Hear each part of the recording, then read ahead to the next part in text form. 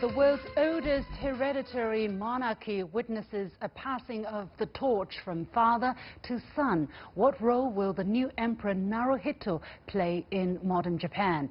And in Beijing, intellectual property and how to protect it was a less publicized element of the recent Belt and Road Forum for International Cooperation. However, it's foremost on the mind of my guest, Francis Gori, Director General of the World Intellectual Property Organization. My exclusive interview coming up. Welcome to The Point, an opinion show coming to you from Beijing. I'm Li Xin.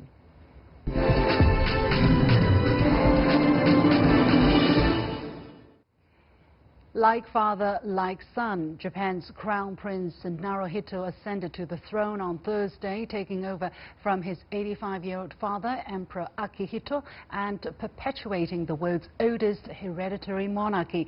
In accepting a sacred sword and imperial jewels, Naruhito not only becomes the 126th Emperor of Japan, but he vows to follow in his father's footsteps, committed to peace and visibly sharing his nation's trials and tribulations.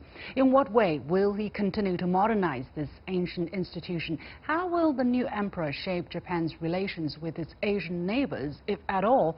Joining me from Otsu, Japan is Professor Takesato Watanabe, Professor Emeritus at Doshisha University. Here in Beijing, Qinduo, a senior fellow at the Pangoal Institution think tank. And from Singapore, Dr. Victor Tail, who is a specialist in Japanese studies from the University of Hong Kong. Gentlemen, welcome to The Point. Professor Watanabe, let me go to you first. As Emperor Naruhito ascends to the throne, it symbolizes more than just a changing of the guard. Japan's post-war period, known as Heisei, which means achieving peace, is now coming to an end, while the era, or has come to an end, while the era of Reiwa officially begins, which means beautiful harmony. And in his accession speech, Naruhito also said, "I sincerely pray for the happiness of the people and the further development of the nation, as well as the peace of the world." So what does Naruhito's ascension to the throne mean for Japan's relations with other countries, especially its neighbors, including China? China is a great nation and a very influential country of the world. Japan, the Japanese government and the people, including the emperor, know those things very, very well. However, when you see we were involved in the war, or I dare say we invaded China and other Asian countries 70 years ago, this was very terrible because now the historians of Japan know that even the emperor was deceived by the military people, and academic studies are showing like that. So by and by, gradually, even the emperor came to know those facts, and he came not to go to Yasukuni Shrine, especially since 1975. And also he started to go to Asian countries and also Okinawa area to console the people, saying that please love peace, you see, and observe the theory of the Constitution 9, like that. So in this point, people know that emperor is great, emperor is okay. The problem was the military regime and also some right-wing extremists of the politics. This is the idea how the Japanese emperor is being loved and has been loved since the end of the war.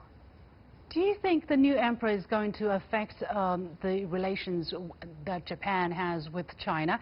I understand that just now we were all seeing images of the new emperor ascending the throne, but we were actually talking about the Emperor Emeritus, now that he's known of Mr. Akihito.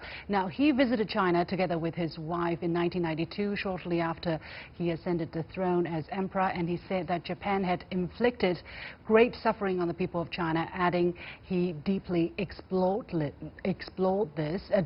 this.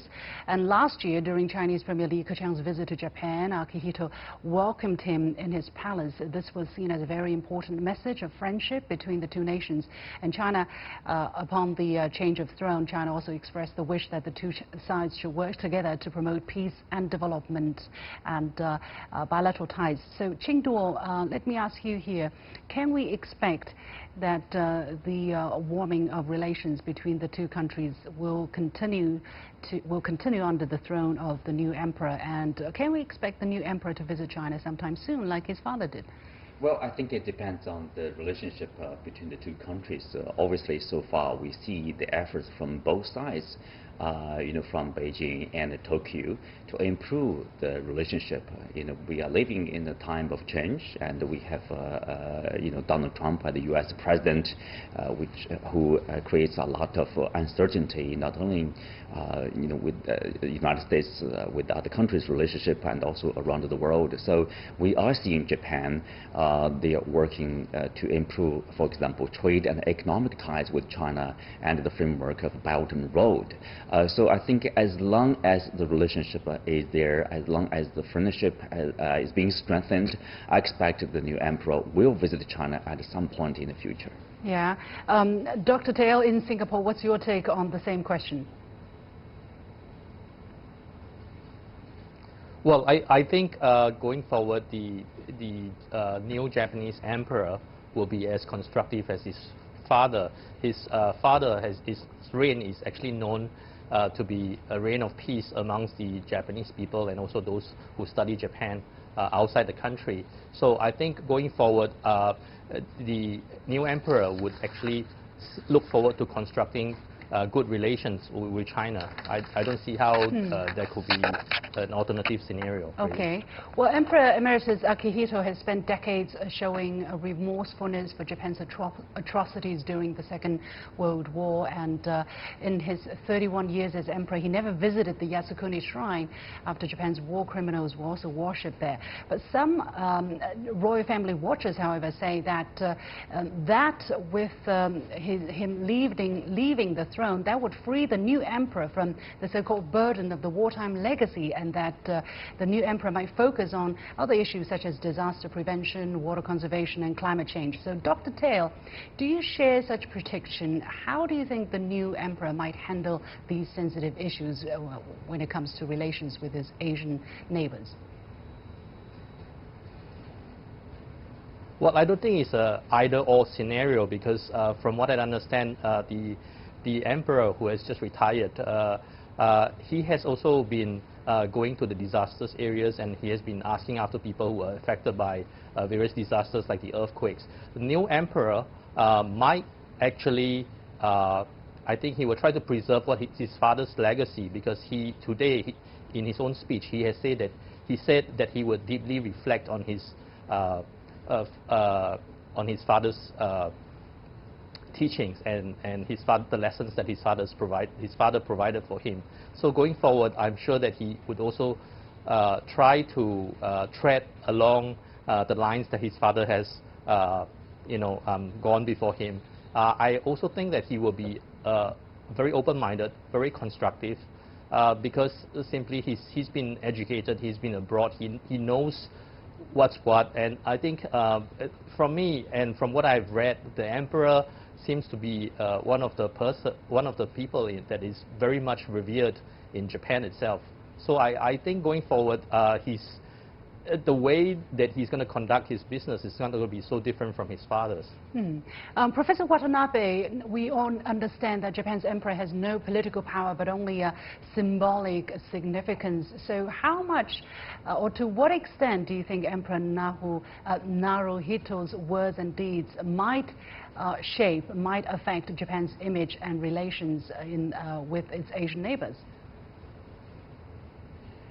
More than 90% of the Japanese people really sincerely support emperor system, especially the former emperor and the present emperor. So he cannot do anything politically because of the constitution regulation. However, he can make the speeches to promote the peace and friendship with neighboring countries and also international, security. So this is okay.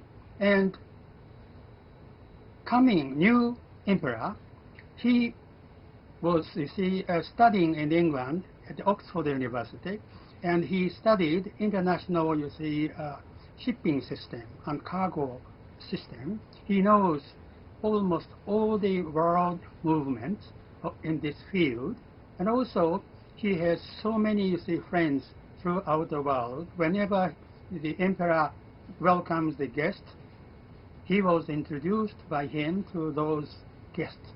And so he is okay, he is a good man, and he knows all the things that the human happiness needs to be realized by politics, but directly no words to the politics. This is difficult, but he is well balanced. Mm-hmm. Well, there are people who have been kind of critical of how Emperor Emeritus Akihito has been modernizing or humanizing the royal family by being closer to the people. How do you look at this kind of critique, and is the new emperor going to continue the same path and continue to modernize or humanize the royal family, Professor Watanabe? Yes, I agree with you. And new emperor, he was with his fathers and mothers.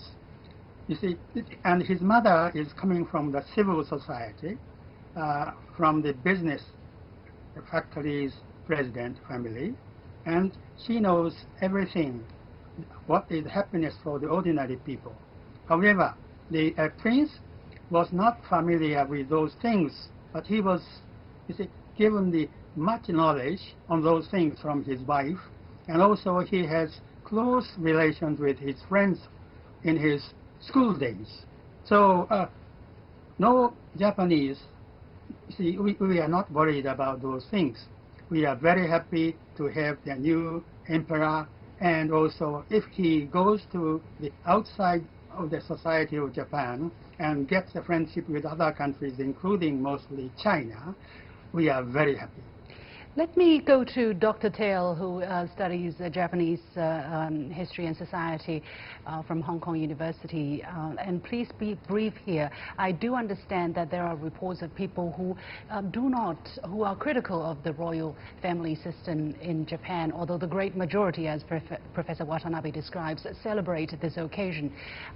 To what extent are these voices voicing opposition, let's say, or saying that the royal family system is outdated, is not in line with modern society? How big is that voice, and do they really, are they shared by at least a small part of the Japanese society, Professor Tail? Well, personally, I do not think that they are very large voice. It's actually very minute. In fact, most recently, I've been surveying all the reports, and I actually have not seen too many people. Well, actually, I haven't seen any reports on this in the mass media.